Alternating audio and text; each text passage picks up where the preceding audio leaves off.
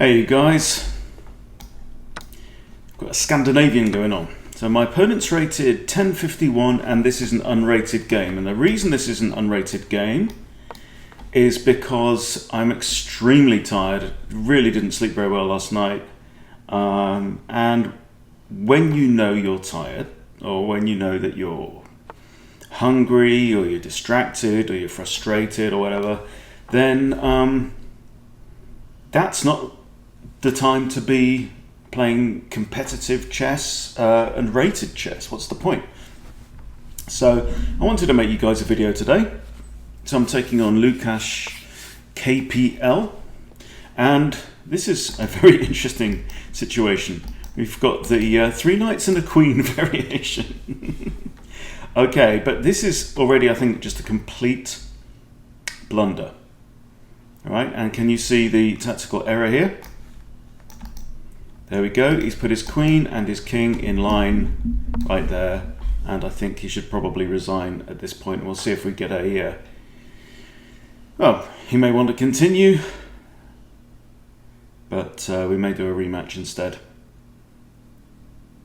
So it's just not a great start, really. I do think there are weaknesses. I don't really recommend the Scandinavian for beginners, simply because you're bringing your queen out. Okay, so we're going to play on. That's great.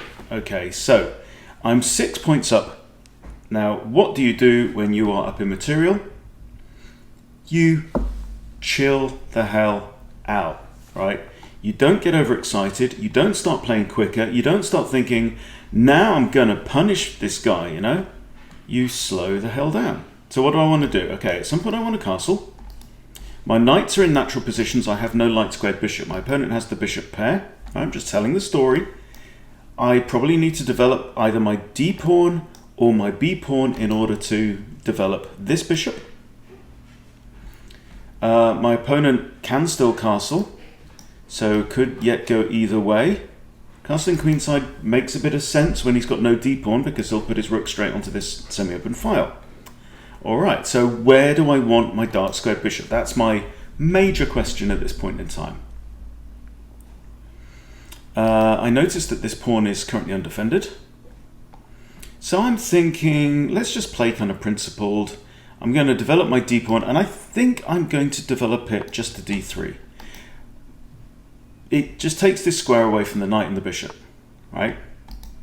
Because the knight is currently on a dark square, so its next step would only be onto light squares, and this is a light squared bishop, which can only visit light squares also. So, okay, so he's brought his knight out here. He's paired his knights up, which is not necessarily always a good thing, but I mean, one reason is that one of the squares that this knight is actually controlling is already occupied by one of his own pieces, and likewise for this guy. Okay, so now the question. Develop my bishop. This looks very natural, but black's king is always going to go onto a light coloured square, right? So maybe I want to be targeting either this pawn or this pawn. So let's target, you see, if I bring my bishop out here, we're targeting that pawn. If I bring my bishop to b2, we'll maybe looking at that one.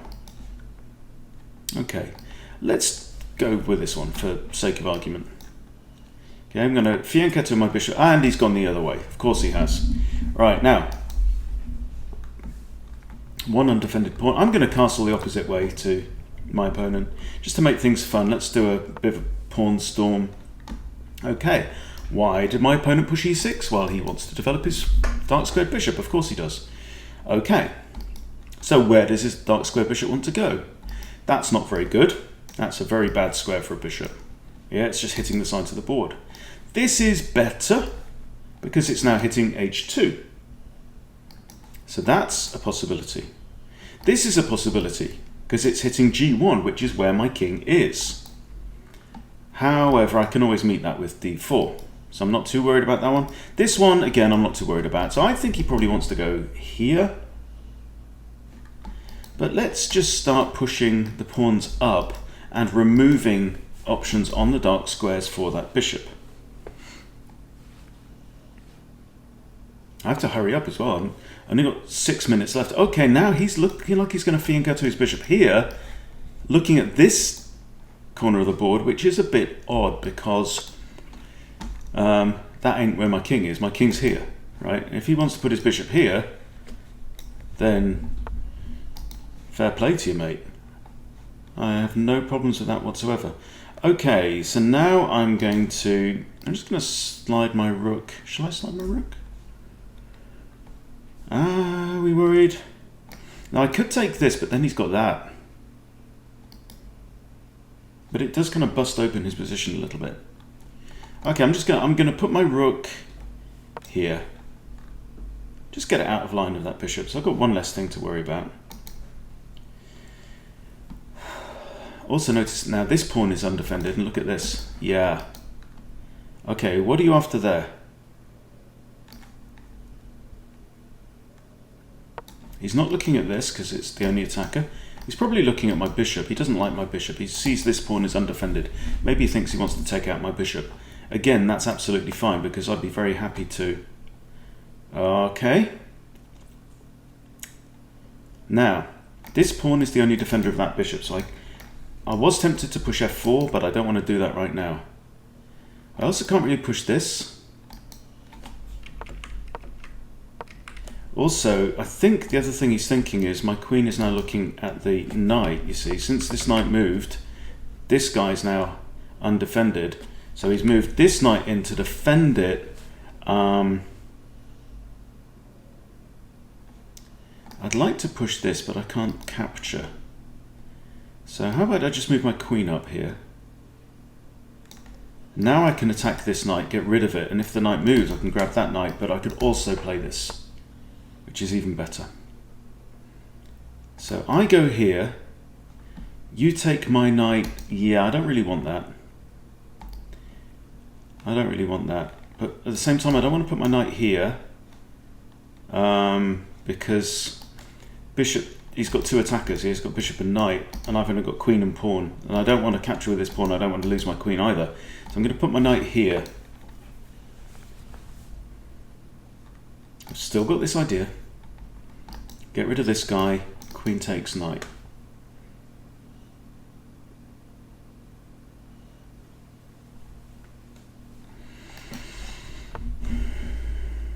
Alright, he's defending that. Okay. Shall I hit it with a pawn? Seems fine. Go on, get out of my space. You don't want pieces in your side of the board. It makes me uncomfortable. So, what? He took my bishop. Okay. Sanity checking. Clear. And now, there's a danger. Queen takes. Look at this. Queen takes. And now I'm threatening check here, which he has to block with a knight. That's not nice. Also got knight here. Oh yeah, so he doesn't want that either. So, okay, which pawn? Which pawn? Or knight even. If I take with this pawn, it frees up this rook, and it's looking at a free pawn. If I take with this one, it's opening up this whole file that he's got a rook on. So let's discount this one. I kind of like taking with a knight. I think knight is good. And then my knight can maybe come here and threaten this again. So I'm pretty happy at this point in time.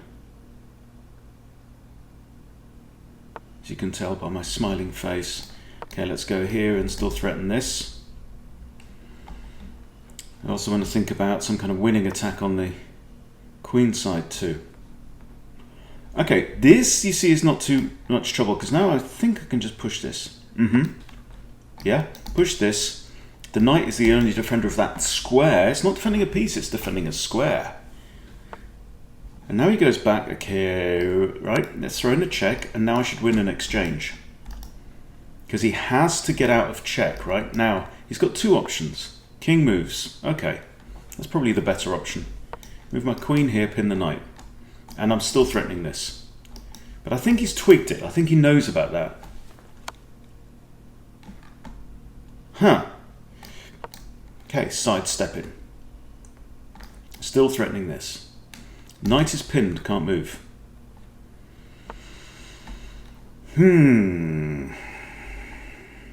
I'd like to take that. So let's centralize this rook. This knight is also the only defender of that bishop. But my queen can't capture the bishop because my queen's also the one pinning the knight. Right.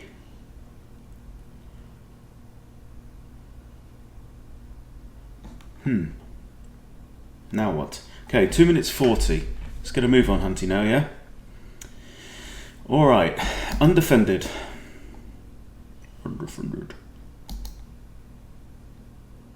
I'm just going to push this pawn up. I'm going to harass this knight, the only defender of that bishop. If I can get my pawn to b5, force the knight to move, the bishop is mine. Ha! Huh. Oh, no. Now the king's done. Yeah, that's the good move. That's a good move. You know, that's a good move. I like this move. However, boom. I think that's a problem for him.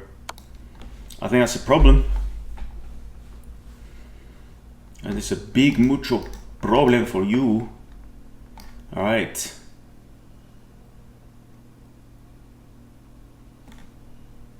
Hang on.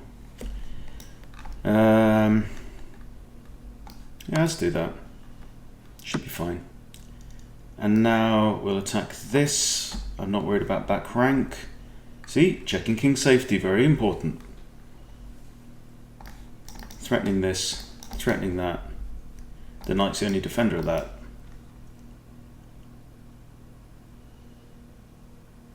Having quite a comfortable game in the end here.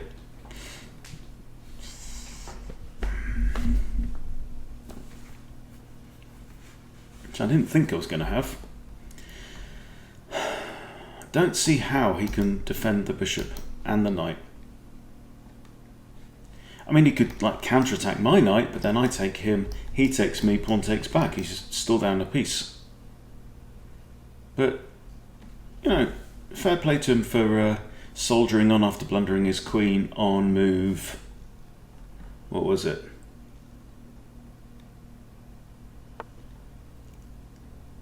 Pretty early on anyway. Okay, so he has gone for that, but now if he takes, I just take back here. That's not great. Okay. I've got a fork here on king and bishop, which is kind of neat. Let's just simplify off. I'm going to be a queen up, which makes me happy. Now king takes and I can grab a pawn with check. Probably rook blocks. Nope. Okay. Let's check again. Now I need to be careful. If I lift my rook off the back rank, boom, could be devastating. So let's create an escape square, creating g2 for my king. Now my king can come to here, which is a pretty handy square. Okay, I'm just going to pin the rook now. Also attacking this pawn here. Take the pawn with check. Take the pawn with check. See how easy it gets. Okay. Now how about this? Yeah, that's the only way he can defend the rook. But now I come here and now I'm going to win the rook. Yep. And now it's all over by the shouting. Okay. Check. Only one square. Right. What's the checkmate here then? This. He has to go here. This. He has to go in the corner. And there you go, checkmate. Well, that was a nice little neat checkmate in the end. Okay, well, let's quickly review the game. Now, clearly here, okay, what's wrong with the Scandinavian? Now, normally, the very natural move here is to develop with tempo to kick the queen, right? I actually played knight to f3, we have knight f6, and now I hit the queen, and this is just horrible. Right. The queen has a number of safe squares, right? The experience tells us there, sometimes here, even here with check, right? That ain't one of them. That has a big red flashing light on it. So, you know, there's no way to stop the pin. The queen falls. Okay, now I'm just getting ready to develop. And you remember I said we have to slow down. Slow down, chill. Okay, so I was thinking about the fianchetto this way and pointing my bishop down here in case he wanted to castle that way. However, so maybe b3 was premature at that point. Maybe I should have been doing something else. As now I don't want to put my bishop there. Really, there's not much point to that. So I castle, pushes a pawn, and I start creeping up on the queen side. And now he does what I didn't want to do, right? He's fianchettoed his bishop in completely the wrong corner of the board. So I just get out of line of that. Now I'm threatening the fork. He has to do something. Now I move my queen so that I can move this pawn and maybe threaten to capture the knight, which I couldn't have done with the queen there because I go here, he goes, all right, take me, I take him, he takes me, you know, and he's back in the game, which we don't want. Okay, decent move, kicking the aggressor away. Another pawn push. I do a pawn push. He decides to trade off. Generally not a good idea when you're 6 points behind. Not a good idea. Now he moves his knight backwards, blocking his own rook. Drops a pawn. And now he trades off more material. Again, not a good idea. Now I come in again to threaten the fork. And again, the knight comes in to protect this square. But now I am able to kick the knight. Now he attacks my queen. All right, have a check. Okay, have a discovered attack. So queen has to move. Check. Bothered, move out the way. And centralize my rook. Now looking at this pawn, it's defended only by the king. All right, you can see how these issues start to pile up. Now b4, so I'm literally coming after this knight, which is the only defender of this. King moves. But with the king moving there, he's blocked the rook's defense of this pawn. Right, the rook was defending there. So that pawn, from going from attacked twice, defended twice, goes to no longer defended by the rook, now defended only by the king. But when a piece is attacked twice, the king can't even recapture once. So that's just a free pawn. Moves, trade. I like trades. When I'm winning in material, I like trades. And now he has to lose material, right? He's done nothing to resolve this problem. I take the knight. Happy days. Trade, trade, trade. And, you know, the one thing I have to be careful about, create the escape square, pin, and just gobble, gobble, gobble up pawns. And this was an issue, you know, whenever you're putting your important pieces on in the same line, you're just going to lose. Okay, and simple checkmate in the end. So there you go. That's how to beat a 1050 player who plays the Scandinavian. If you're a Scandinavian player, I don't know, if it works for you, great. You know, it is a viable opening if you know what you're doing, but it is not. It's not the most principled. So you know, it might be working for blitz and stuff like that at the lower levels, but I think at some point in the intermediate level, I don't know. I mean, I generally feel quite comfortable when I see somebody play the Scandinavian because I feel like I'm going to get even more initiative than you normally get playing with white anyway. So let's just have a quick check of people playing the Scandinavian against me. Okay, so let's switch to my games and e4, d5. Okay, so with the capture, which is by far the most common, I have a 53 to 44% win rate. Okay, if I play d4, which is an interesting one, this is like it's the Blackmar-Diemer Gambit, I think. I have a higher rate, 58 wins as white versus 38. So this is another option, but the Blackmar-Diemer is definitely a tricky one. D doesn't tend to take, he tends to play e6 there. Haha. Okay, but yeah, interesting times, and if you face the Scandinavian, this is an option we might look at. And there is a famous kind of trap in this, if I can remember what it is. But I've got another video on this. I think pawn there threatens that pawn. Something like knight comes out, pawn takes, queen takes, giving up this pawn. Oh no, my pawn, right? And then you play this. And then black goes, aha, I spy with my little eye something beginning with undefended. Moves the queen over here. You then castle, right? Owning the d-file. And then your opponent goes, ah, I know my tactics. Boom! Skewer the queen with a rook behind it. And you go, oh no, my queen. And he goes, haha, I have your queen. And you go, haha, I have checkmate. That is the Ryder Gambit line in the Blackmar-Diemer. I have had it once or twice, but it's just a heap of fun. 9 moves and you get a win. But you can do that against the Scandinavian. Maybe I should have even remembered that. That would have been super, super cool. Anyway, hope you've enjoyed that. Picked up 1 or 2 things. Thanks for watching. Please subscribe if you've not subscribed, and I'll see you soon.